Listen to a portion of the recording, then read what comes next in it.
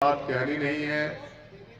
मैं इस समृद्ध और पढ़े लिखे समाज से दो तीन छोटी बातें करके बड़ा भावुक क्षण हो गया था। मैं तो लगातार मेरे आंसू गिर रहे थे।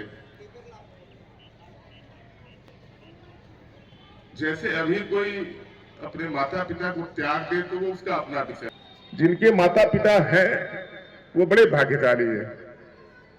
जरूर उनकी सेवा करिएगा कि इस तरह के इवेंट देखने के बाद भावुक क्षण हो जाता है। मैं बहुत अंदर से हिल गया मैं।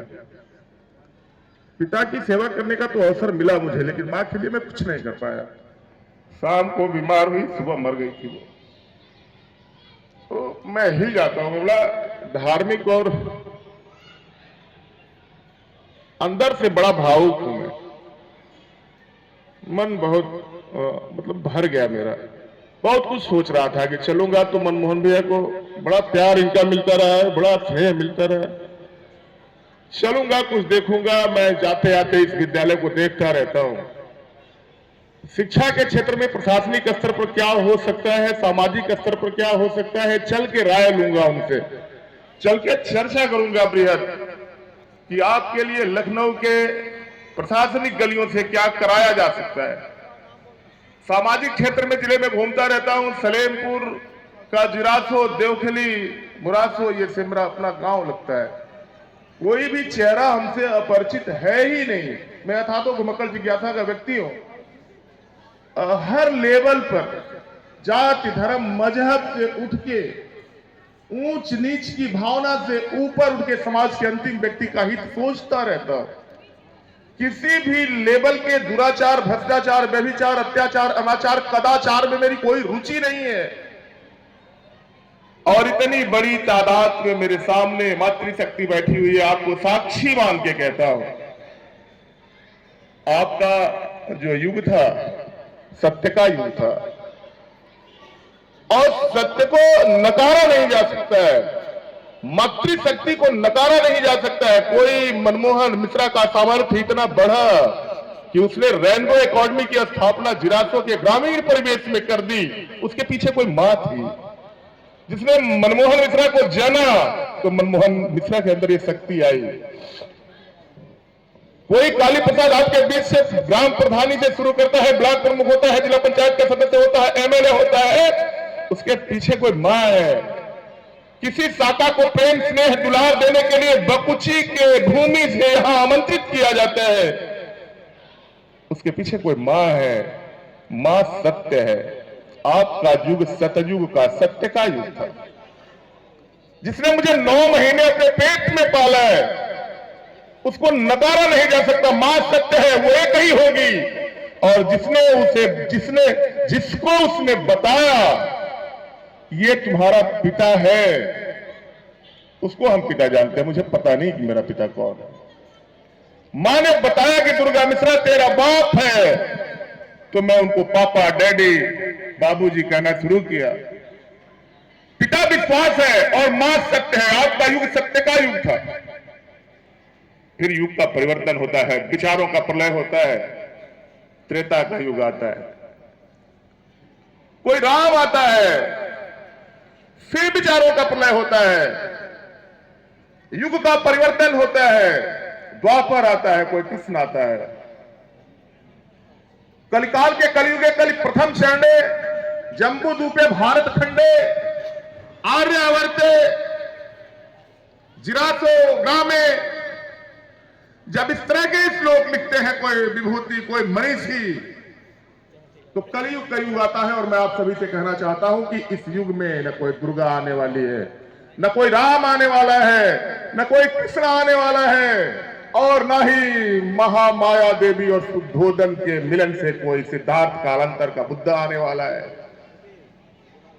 इन सारे के विचारों की प्रासंगिकता समाज में है, लेकिन समाज मेरा सुंदर हो, समाज मेरा स्वच्छ हो, समाज मेरा बेहतर हो, इसके लिए स्वयं के विचारों की प्रासंगिकता जिरासों से लेकर और देवरिया के भूमि तक लानी पड़ेगी। आपके स्वयं के विचार क्या है?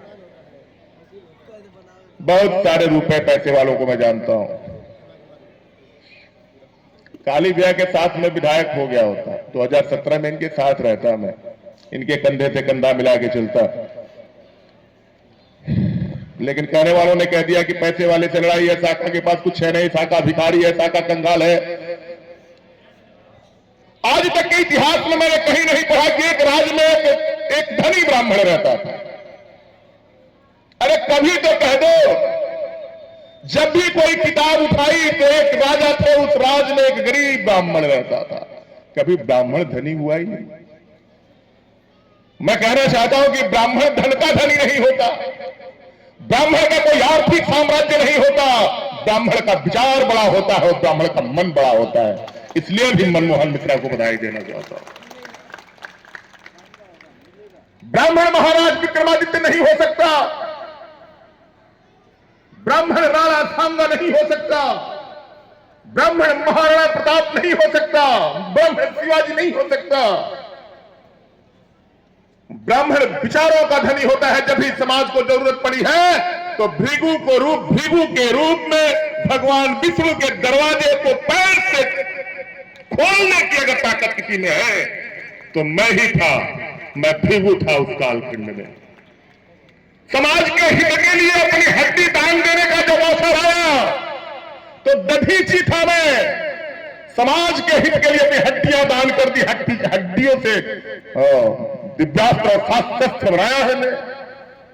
और जब त्रैलोक्य नापने की बात आई, मांगने की बात आई, तो मांगने में भी हमसे बड़ा कोई नहीं है। मांगा तो मथुरा की धरती से द्वारिका पर जाके सुदामा होके त्रैलोक्य नाप दिया था मैंने, तब सुदामा था मैं। मैं मांगता हूं तो बड़ा मांगता हूं, देता हूं तो हड्डियां देता हूं, खोलता हूं तो विष्णु का दरवाजा पैर से खोल देता हूं। मैं भृगु था। ब्राह्मण कभी आर्थिक साम्राज्य उसका नहीं होता, ब्राह्मण कभी धन के लिए नहीं जीता मरता। ब्राह्मण अगर जीता है और मरता है तो विचारों के लिए मरता है। और मैं आपको सचेत करना चाहता हूं कि जिस दिन ब्राह्मणों का विचार मर जाएगा उस दिन समाज मर जाएगा। आप तो मुझे बैठे बैठे रोज सुनते हैं, मैं बहुत ही आध्यात्मिक व्यक्ति हूं और देवताओं के रूप में माता पिता का सेवा करने का अवसर कम दिनों का मिला है। टिंकू बाबू हमसे ज्यादा हमारे पिताजी की सेवा करिए। मिश्रा नौजवानों का आइकॉन है, नौजवानों का मसीहा है। क्या क्या लोग लिख जाते हैं सोशल मीडिया पे, मैं देखता हूं, हंसता हूं। तो सिप्पू क्या है? अब हम लोग चौथेपन की तरफ बढ़ चले हैं। कम से कम ब्राह्मणों का विचार दूषित नहीं होना चाहिए। अपने समाज को सशक्त करता हूं इस मंच के माध्यम से। थे कि बच्चों को आशीर्वाद देके शिक्षा की व्यवस्था कैसी हो, इस पर चर्चा करके शिक्षा की व्यवस्था हिंदुस्तान में गुरुकुल से चल के बौद्ध मठों से होती हुई आजकल मठाधीशों के कब्जे में है। लेकिन मैं धन्यवाद देता हूं आदरणीय मनमोहन मिश्रा जी को, इसके माध्यम से आपका आर्थिक साम्राज्य, आपने उस संवर्ग में जब ज्वाइन किया था तब से आपके मेरे संबंध है। जब पहली बार आप मेरे दरवाजे पर आए थे इतने होनहार दिख रहे थे, होनहार विद्वान के होठ चीखने पास। आज सेवानिवृत्त होकर भी हमसे नौजवान दिख रहे हैं क्योंकि मन साफ है, मन में कोई गंदगी नहीं है, मन में कोई तृष्णा नहीं है, मन में कोई ऐसा विचार नहीं है जो समाज को हानि पहुंचाए। अभी टिंकू बाबू कह रहे थे कि भैया बेलथरा, भागलपुर, कहां कहां, सलेमपुर, बरहज, लार के तरफ हमारे इलाके के बच्चे जाया करते थे। और आज मनमोहन मिश्रा के आशीर्वाद स्वरूप इस विद्यालय को, इस प्रगति के पथ पर जो विद्यालय चल पड़ा है, तकरीबन 1200 की संख्या इस विद्यालय में है। मैं मंच पे साधुवाद देता हूं। आपको आशीर्वाद देने की क्षमता तो नहीं है, लेकिन एक सामाजिक कार्यकर्ता के रूप में ब्राह्मण होने के नाते आशीर्वाद भी दे सकता हूं मैं। सामाजिक कार्यकर्ता की कोई जाति नहीं होती और ब्राह्मण जाति धर्म मजहब से ऊपर की चीज होता है। जिस अवतारी पुरुषों ने महाराज दशरथ और कौशल्या के मिलन से पैदा हुआ, रामदेव के वसुदेव के मिलन से पैदा हुआ कृष्ण राजा शुद्धोधन और महामाया देवी के मिलन से पैदा हुआ सिद्धार्थ, कालांतर का भगवान जो अवतार हुए हैं जिस कालखंड में हुए हैं उसने सबसे पहले ब्राह्मणों की पूजा की है। तो उस कुल से आता हूं, कुलीन ब्राह्मण परिवार से आता हूं। सामाजिक कार्यकर्ता हूं, जाति न पूछो साधु की,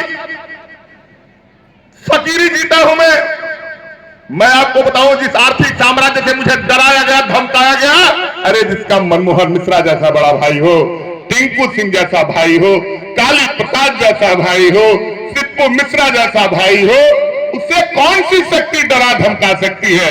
इतनी बड़ी समृद्ध आर्थिक व्यवस्था किसी भी साहूकार के पास नहीं है जो मेरे सामने बैठी हुई है।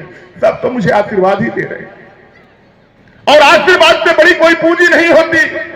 जो जो अवतार इस धरती पर हुए हैं, जिस जिस कालखंड में हुए हैं, सबने पहले ब्राह्मणों की पूजा की है, और आज मनमोहन मिश्रा उस ब्राह्मण परिवार से निकल के समाज की को आशीर्वाद देना चाहिए कि तुम्हारा जश्न रहे, तुम्हारा आचरण समृद्ध हो, शुद्धि हो, शुद्ध हो, तुम्हारा व्यवहार बढ़े।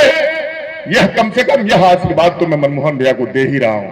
मैं आपका पैर छू के प्रणाम करता हूं।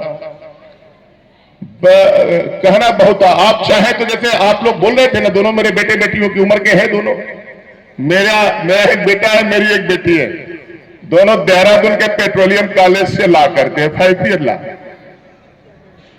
अंग्रेजी बोल तो नहीं पाता मैं, लेकिन अगर आप अपनी पूरी बात अंग्रेजी में कह जाए तो उसका भाव समझ जाता हूं कि आप कहना क्या चाहते हैं, और उसको हिंदी में मैं बता देता हूं। मेरा अपना मानना हो सकता है, यह विद्वत समाज बैठा हुआ है कि अंग्रेजी इंटरनेशनल रिलेशनशिप के अलावा कुछ नहीं। अंतरराष्ट्रीय संबंधों के नाते अंग्रेजी जानी जाती है। आपको मैं बताऊं कि एक ही चीज के लिए गो वेंट गॉन तीनों यूज किया जा सकता है, प्रयोग किया जा सकता है। एक ही व्यक्ति, एक ही भावार्थ, गो वेंट गॉन, भूत वर्तमान भविष्य है ये। लेकिन काकी के अगर बदला तो भाव बदल जाएगा।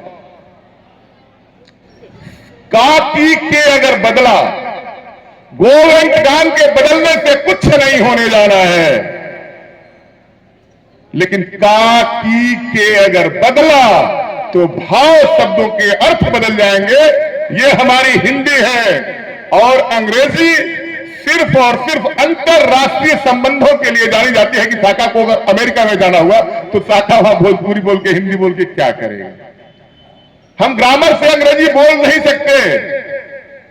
इतना पढ़ा लिखा भी नहीं हूं, किसी भी विषय का आधिकारिक विद्वान नहीं हूं, लेकिन इतना जानता हूं कि दुनिया में जिन्होंने शिक्षा की ज्योति बिखेरी, वो जो शिक्षा शास्त्री के रूप में दुनिया में जाने गए, वो रूसो था, प्लेटो था, डीवी था, मॉन्टेस्क्यू था, और हिंदुस्तान के जो शिक्षा शास्त्री जाने गए जिनकी शिक्षा व्यवस्था से मैं वाकिफ हूं, जानता हूं उनकी शिक्षा व्यवस्था। गांधी थे, दुनिया के 7 ऐसे शिक्षा शास्त्री हैं जिनको अलग अलग मैं आपके बीच में परोस सकता हूं कि ये रूसो था, तो रूसो चाहता था कि प्रकृतिवादी व्यवस्था शिक्षा की लागू की जाए।